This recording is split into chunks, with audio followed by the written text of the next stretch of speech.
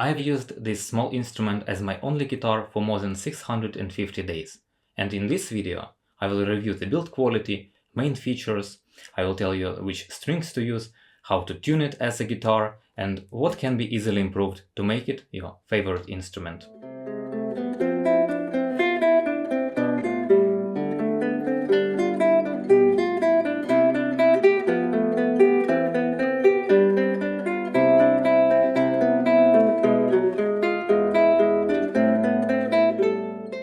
Hi everyone!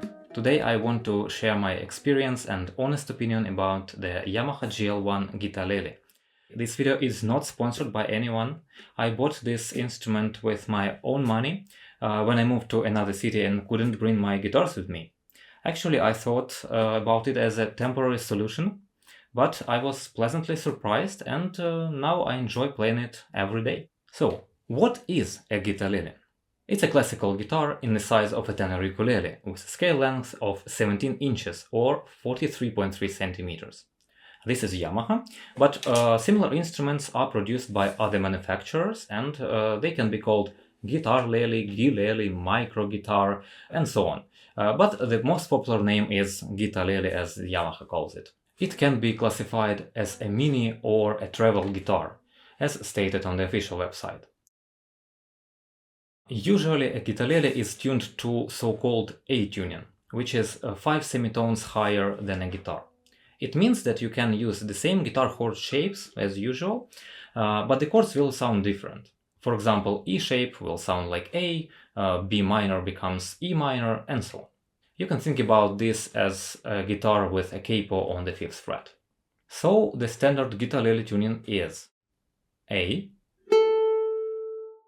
E, C, G, D, and A, all in descending order. The first 4 strings are the same as the low G ukulele tuning, and you have additional 2 bass strings. And if you watched my videos, you already know that I don't use this tuning. I tune it as a classical guitar to E tuning. So it is the usual E, B, G, D, A, E. Many people think it is impossible. It's because they don't completely understand how a guitar works and they tried it with stock strings. But it is definitely possible with the correct choice of strings. More about this later in this video. This is probably the most affordable instrument of the guitar ukulele type. At the moment of filming, the prices are in the range between $110 and $160. It comes in 4 colors: natural, tobacco sunburst, some kind of reddish brown, and black. Natural is this one, and it is the cheapest one, and also I think it's the best looking one. And you will have less visible problems with scratches and stuff. The Guitarlele comes with a gig bag, which is a nice touch. It's very thin. It's okay for home use to keep the guitar protected from dust. For traveling, you can try more advanced ukulele bags and cases, if they fit, of course, because neck and the headstock is much wider on Guitarlele than ukulele, so you need to try bags or cases before you buy. Personally, I just keep the cardboard box for when I need to travel with this. Okay, let's see the build quality and features of the Yamaha GL1. Overall, I can say that the quality is good for the price. Yamaha manages to somehow produce decent instruments in this price range, but you of course cannot expect the level of a luthier-made instrument, which you shouldn't expect even from the guitars like 5 times more expensive. It's obviously all laminate body, which is okay for a travel guitar, good for durability. The website says the top is spruce, but in reality the majority of the top thickness is some kind of dark wood with spruce outside. Surprisingly, it sounds not bad.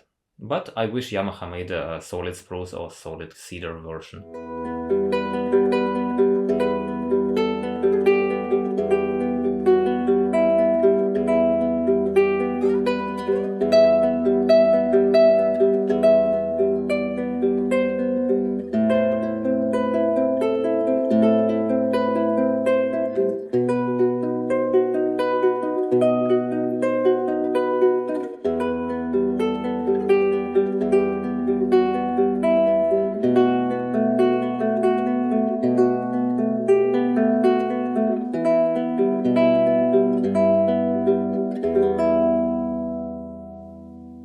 The back, the sides and the neck are made of a locally sourced tone wood, so it may be a different tropical species from Indonesia. The bridge is stained maple. The fingerboard is some kind of rosewood, which is great. For those who are interested, internally it's a fan bracing, very similar to ukulele and classical guitar. The fan braces are just rectangular in cross section, but for the price it's understandable. The inside is relatively accurate for a factory instrument. The finish here is very thin satin finish. It's I think good for the sound because a thicker finish could dampen the vibrations of the top, so I like this one, but I'm not sure about other colors, so they may be different in terms of thickness. Many people prefer matte finish because it feels better, especially on the neck, but I don't see any significant difference in terms of playability. The bindings are just painted, so it's again expected for the price. It's not a big problem. They will be worn out probably, but it doesn't affect the sound. Tuners are very basic, the same as on Yamaha C40. They just work. I use a single drop of machine oil on each gear as necessary, maybe like once a year, maybe twice. Generally, I have never had any problems with Yamaha tuners, but in the case of any issues, these are just standard classical guitar tuners, and you can change them to whatever you want. Frets here are nice and level, there are no sharp ends at all, so Yamaha is usually very good and consistent with this. The only complaint I have is that frets were a bit scratchy. So I polished the frets when I changed strings the first time, and now it feels much nicer. There are 18 frets here. It would be nice to have the 19th one, but it's not critical for the majority of players, I guess. The next thing is nut and saddle. They are made of some kind of UF resin, so it's plastic, but some kind of hard one, so it's better than ABS plastic, which can be found on some cheap guitars. I still decided to replace both the nut and the saddle with natural bone. In this case, the original saddle was slightly tilted in the slot because of the loose fit, so the contact between the plastic and the wood was far from perfect. As you can guess, it's not very good for the sound transfer from the strings to the guitar body. Also, it influenced the intonation because the contact point moved forward. So with the new bone saddle, I could fix all that. Also, the new saddle improved the sound quality and sustain because bone is a much better material in terms of sound transfer. I would say it's not that necessary to replace the saddle in most cases. You will be okay with the stock one. I just like to experiment and have experience with guitar repairs, so I did it myself. It wasn't a difficult job at all, and it is very rewarding, I think. The nut is a similar story. I have what is called a compensated nut. It has this additional part, which makes some strings closer to the first fret than the 0 point is. It's very similar to that recess on the saddle for the third string, but from other side. A complete explanation is a little bit too long, so let me know in the comments if you want a video about this, and I will make a separate video if you want. I made the nut myself too. My new saddle wasn't perfect, so I decided to try this solution to improve it. In general, it is kind of controversial solution. Many luthiers say that it's not necessary, and it's definitely an overkill for such a cheap instrument. But it helped me to reduce some very small dissonances in some musical intervals, so I call it a success. Unlike the saddle, which is basically like anyone can make with a piece of sandpaper, the nut making is a more complex task. It requires some skill and tools, so it's advanced modification and it has like relatively low gain. Yeah, so we have a little improvement. I would say it's about 5% of the sound improvement I achieved, with 75% being the better strings and 20% being the new saddle. In general, do not worry, you will be okay with the stock nut and saddle. Some people complain that they are too high, but in my case they were totally fine. The string height over the 12th fret was about 2.7 millimeters on the treble side and 3.7 millimeters on the bass side. which is just perfect for synthetic strings and these scale lengths. The string slots for the second and the third strings were a little bit high, but nothing critical. Actually, the higher action can help to avoid buzz in some cases, especially when you use guitar tuning. It may require more room for strings to vibrate. So don't change the nut and saddle until you're like 100% certain that modifications will help you. What about playability? The playability is very good if you manage to hold the guitar comfortably. By design, it's very neck heavy, so you cannot release your left hand at all, and you need to sit something like this in a relatively awkward position. It didn't work for the style of music I play, so I decided to actually install a strap button, and with a very simple guitar strap it works much better. It works actually perfectly for me, and I can sit and I'm totally free, and I can relax and play any notes without fear that guitar will fall down.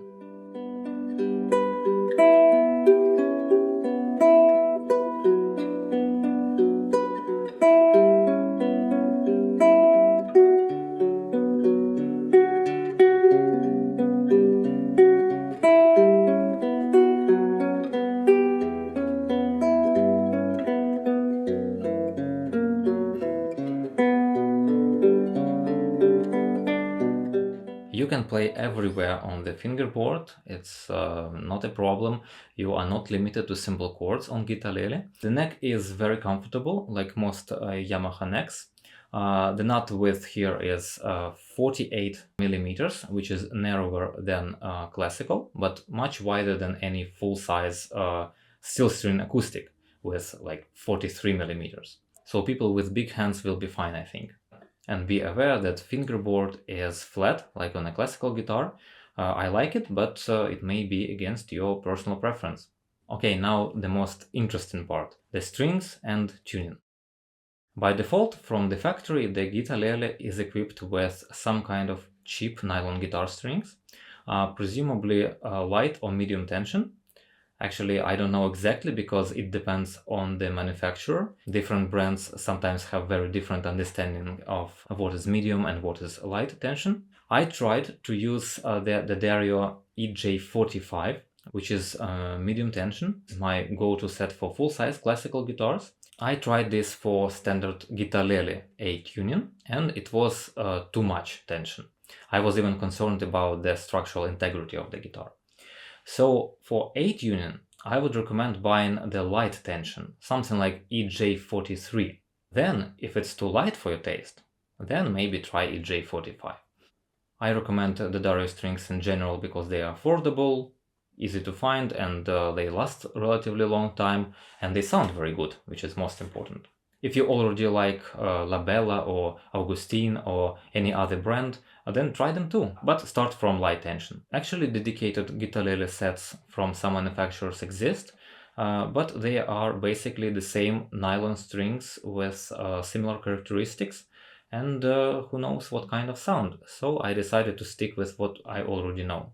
Okay, for A tuning you can use nylon guitar strings, but for standard guitar tuning on Guitarlele, as you remember, we need to tune 5 semitones down. The stock strings, or basically any other nylon ones, they become very floppy, they are sliding everywhere, and they are not really playable in this situation. And the sound is not great, so we need much higher tension. Some people recommend that you use a regular set of strings and use the second string as the first one, third one as the second one, and so on. I think this is total nonsense. First of all, guitar saddles and guitar nuts are designed with specific diameters of strings in mind, so at least you will have out-of-tuned fretted notes, and probably also too high at least second string because it may be too thick for the slot. Also you will have a wound third string, and you will need to buy extra low E, and it will be floppy anyway. So from what I tried, all nylon-based solutions are very far from perfect, and they don't work as you want. And while extra hard nylon strings exist, for example, from the same series, the Dario EJ44, they work, but they don't work very well. High tension there is achieved with increasing of the diameter of the strings. So trebles sound very plasticky, and the third string is too dull, and it plays sharp on almost all frets. My solution, that sounds much better, is very simple. You need to use high tension carbon strings. They have higher tension and brighter sound, and they are thinner than nylon. Personally, I used the Dario XTC46FF for 5 months, and they are absolutely awesome for E-tuning. They sound nice, they don't feel floppy at all, the third string is bright, and they last for a long time. And yes, 5 months is a very long time for guitar strings. You need to change them. It's not a piano where you can play like 25 years with the same set of strings. Recently, I also tried Oasis Inspiro HT Carbon.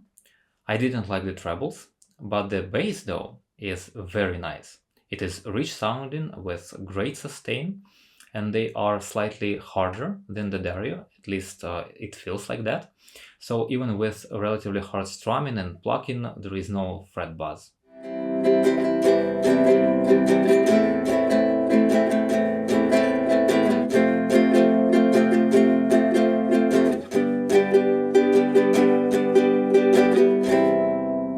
So currently I play on the mix of the Dario Carbon trebles and Oasis Inspiro bass strings. I know that matching different half sets is not for everyone, and they are not available everywhere. So for E-tuning, I recommend starting with the Dario as the most widely accessible option, and then trying some other brands of high tension carbon. And let me know if you find something interesting. Also, a little reminder for those creative people. If you see such tuners on the guitar, it means that you can use only synthetic strings. No metal strings will work here.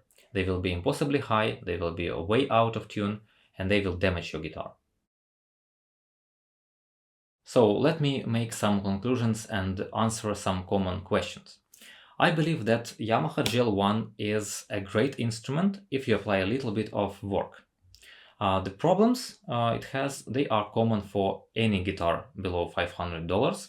In general, it is very fun to play, easy to play, and you can do crazy stretches from 1st to 7th fret. It is very easy to switch to the guitarlele, especially from a classical guitar. The muscle memory will be against you for like 3 days, but then it's very nice and enjoyable experience. I strongly recommend you tune it as a guitar. Also, polish the frets at the beginning of your journey with this instrument. You don't need any fret leveling or reshaping, you just need make them shiny, okay? It shouldn't be very expensive, even if you ask a luthier or a guitar repair person. You will later save tons of money because your strings will last much longer. Also, install a strap button. The strap installation is also very simple job, and it makes playing much more pleasant. I believe that anyone can make these basic improvements themselves with a little bit of knowledge. Let me know in the comments if you want a tutorial on how to do this properly without damaging your guitar. Later, when you have some experience, when you are sure which strings you prefer, you can think about adjustments to the saddle or even fitting maybe a custom bone saddle. Also, some obvious advice on how to improve the sound. Work on your technique and forget about ukulele style of playing. So treat this as a guitar and it will sound like a guitar.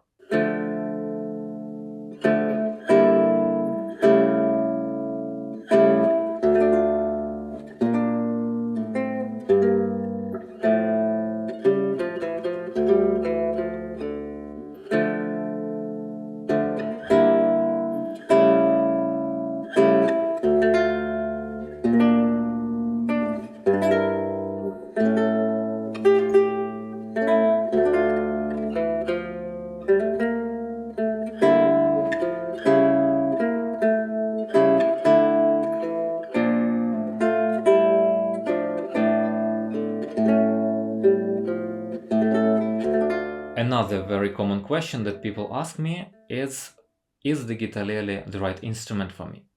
I don't know. It depends on you. I think it is a great instrument. It is a great travel guitar. It is a great second instrument for any classical or acoustic guitarist. It can be a nice practice instrument. It can be a nice step up from a ukulele.